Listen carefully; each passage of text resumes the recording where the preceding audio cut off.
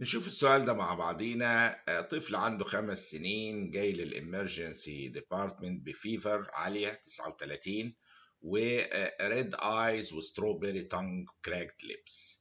الستروبري تانج دي مع الفيفر العالية في تشايلد ممكن تدي احتمالية كawasaki ديزيز.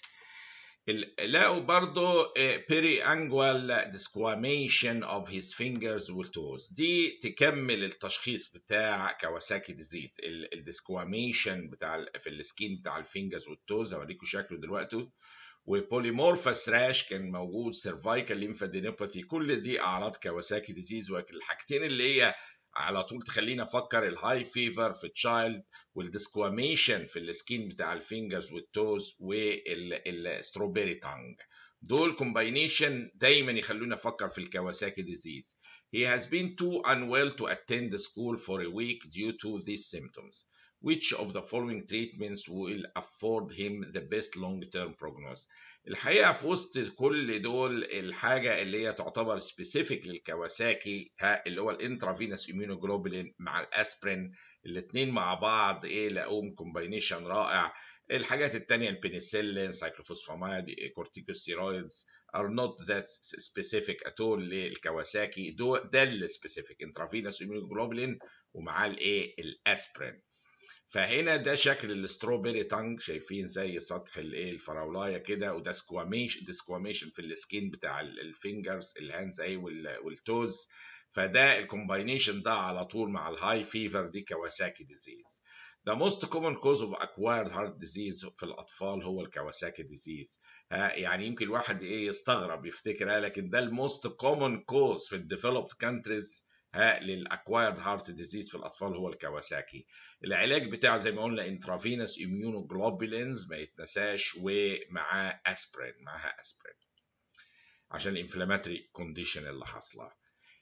سؤال بيقول ايه؟ an otherwise well 3 years old presents with extreme pallor. طفل عنده 3 سنين جاي ببالور جامد جدا، otherwise هو completely normal عادي جدا. Growth and development are normal. The child is pale, but there is no lymphadenopathy or splenomegaly. يعني عاوز يقول ايه؟ مفيش systemic disorder، مفيش hemolytic condition عامله splenomegaly مثلا. full blood count shows hemoglobin 4 ده جرام بير ديل، ده واطي جدا، والمين corpuscular volume 59 قليل. other indices are normal. what is the most يعني microcytic anemia في طفل صغير 3 سنين. what is the most appropriate management option؟ هو الحقيقه في الاطفال في السن ده اشهر حاجه الايرون ديفيشنسي انيميا، مشهوره عندهم نتيجه زياده النيد بالجروث بيبقى زايد في الوقت ده، فالنيد لبعض الحاجات زي الايرون بتزيد ويحصل ريلاتيف ديفيشنسي مع اهمالهم في الاكل. طبعا بيزيد الطين بله، العيال طول النهار ياكل حاجات بسيطه، مقرمشات، مش عارف شيبسي، ما ياكلش اكل هيلثي. فده طفل زي ده هو otherwise healthy، مفيش سبلينوميجالي، مفيش ليمفادينوباثي، مفيش اي سيستميك بروبلم معاها. فده اهم حاجه نعملها له، ان احنا نراجع، نعمل دايتري ريفيو لاكله. مش هندخل بقى بالمره اسبايريت وكيليشن ثيرابي، مش منطقي، ده حاجه كومن جدا في دايتري ديفيشنسي في الاطفال، ونعمل له دايتري ريفيو، نشوف اكله في ناقص حديد، بياكل ما بياكلش كل دي تتشاف، ودايتري ريفيو يقدر يقول لنا ان الطفل ده مهمل في الاكل، ونقدر نبدا نعالج النيوتريشنال ديفيشنسي كوريكتلي. فدايتري ريفيو هي دي كانت اهم حاجه في الحاله اللي فاتت. هنا كيس عندها 50 سنه old Korean woman with known stage 4 gastric cancer، وعندها gastric outlet obstruction. ف يعني هي حاله gastric cancer، حاله جراحيه، وفي gastric outlet obstruction.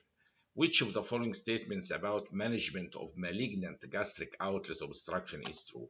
شوفوا بقى هنا بالنسبة للمانجمنت بتاع gastric outlet obstruction في المالجنسي، النهارده بقى في اتجاه كبير يقول ان اللي compared كان زمان تقليديا بنعمل الجاستروجيجينوستومي والتوصيلة، لكن دلوقتي كومبيرد للجاستروجيجينوستومي في حالات الكانسر اللي عامله جاستريك اوتلت اوبستراكشن، وجدوا اندوسكوبيك ستنتنج اوريها لكم دلوقتي is associated with better short term outcomes as well as shorter hospital length of stay.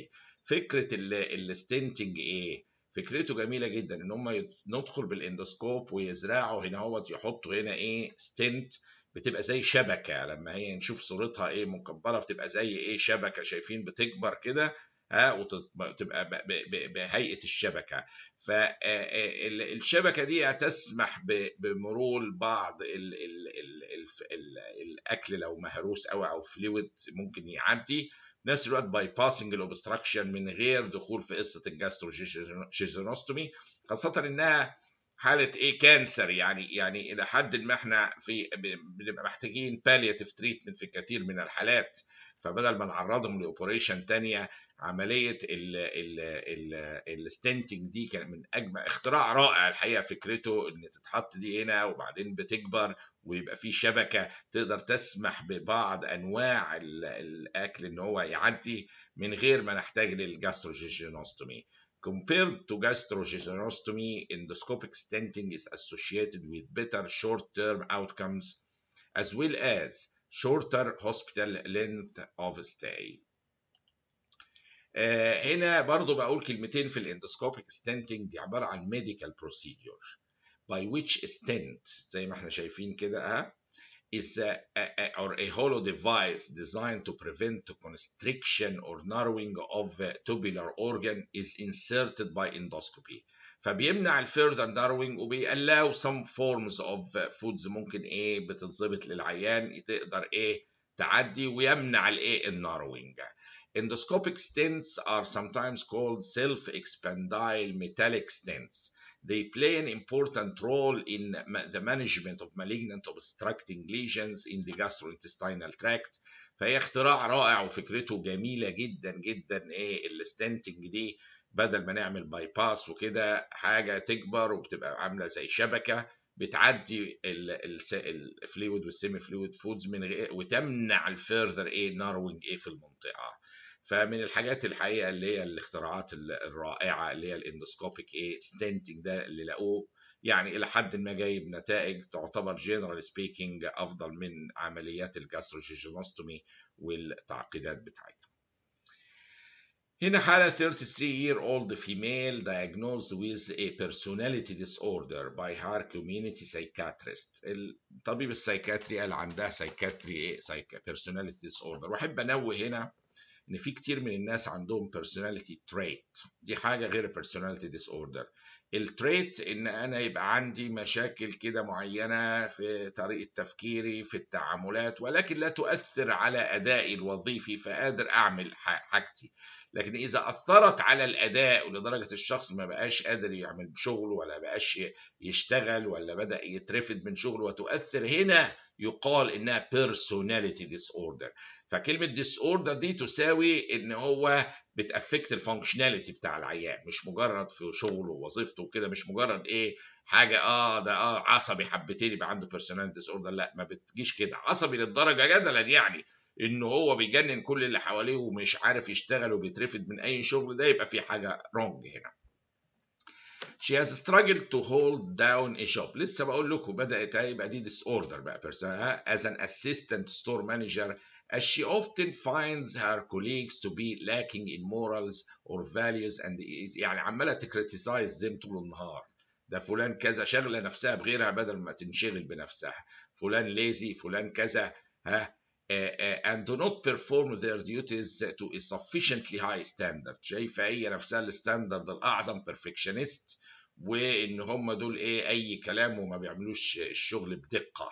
As a result she is often overwhelmed with outstanding tasks، لان هي too much perfectionist. مش عيب ان انا اعمل حاجتي perfect، بس طالما بسلمها في موعدها ما بقتش ايه personality disorder، ما بقتش. لكن طالما لو بتاخر بقى زي دي في ان انا اقدم شغلي في وقته، يبقى دخلت في الديس اوردر that cannot complete and ends up staying late to get things right. يعني عندها تاسكس بالهبل مش عارفه تكمل وتقعد بالنايت تشتغل لانها عماله بيرفكشنزم للدرجه المرضيه التي تؤثر على الاداء والعمل، ما بتسلمش الحاجه في موعدها.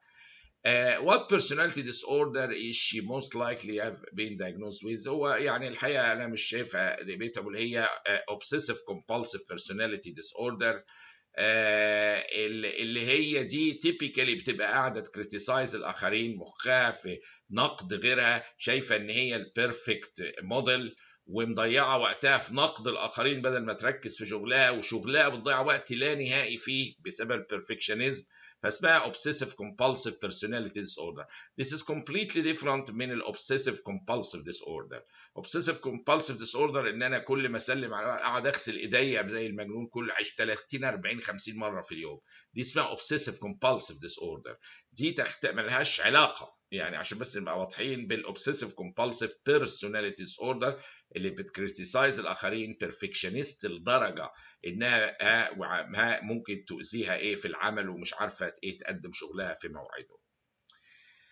عندي هنا سؤال، يعني واحد عنده 80 سنة جاي للإي آر وعنده numbness في his right arm which resolves بعد 6 hours upon being admitted للجنرال ميديكال وورد. ده جميل، يعني دي TIA transient ischemic attack. He has had 3 episodes of similar symptoms within the last week. His past medical history includes hypertension, type 2 diabetes, common في الايج ده, stage 2 chronic renal disease, وسفر من myocardial infarction 10 years ago. يعني التشكيله الايه الكومن في الايه في السن ده الى حد ما. On clinical examination you detected a left carotid bruit. سمعنا left carotid bruit or murmur and suspected he is embolizing from a probable atheromatous plaque. يعني ما فيش بقى بعد كده سامع بروي وعنده ترانسنت اسكيميك اتاك، فدي غالبا اثيروميتاس بليك في المكان ده. From the following list, which is the most appropriate first line investigation to exclude carotid artery stenosis? ايه افضل انفستيجيشن هنا تو اكسكلود كاروتيد ارتري ستينوزس؟ في حاجه خاصه بيه قوي قوي قوي اللي هي كاروتيد دوبلكس سكان. ده اتعمل للحته دي، اتعمل عشان ان انا احدد وجود كاروتيد ستينوزس وثرومبس في مكان معين. فالحقيقه كاروتيد دوبلكس سكان هو افضل انفستيجيشن عشان اكسكلود ان في ستينوزس في الحته دي. اعمل كاروتيد دوبلكس سكان، بيتعمل هنا هوت وبيتشاف وبقياسات معينه بنقدر نعرف في ستينوزس في الحته دي. طبعا الحاجات التانية بقى MRI وبلين اكس راي مش هتعمل ايه بالدقه دي. ده الكاروتيد دوبلكس سكان ده اتخلق عشان يقول لي ان في اوبستراكشن في حته ايه في الكاروتيد ايه سيستم. فهنا هو إجابة هذا السؤال اللي كان عنده ليفت بروي كاروتيد بروي وأثيروميتاس بليك شاكك فيها، واولد ايج عنده ترانزنت اسكيميك اتاكس، ان انا اعمل له ايه كاروتيد دوبلكس سكان اهو عشان ايه اقدر اعرف في ناروينج في منطقه معينه في الكاروتيد ايه ام لا. والى اللقاء مع السؤال القادم باذن الله.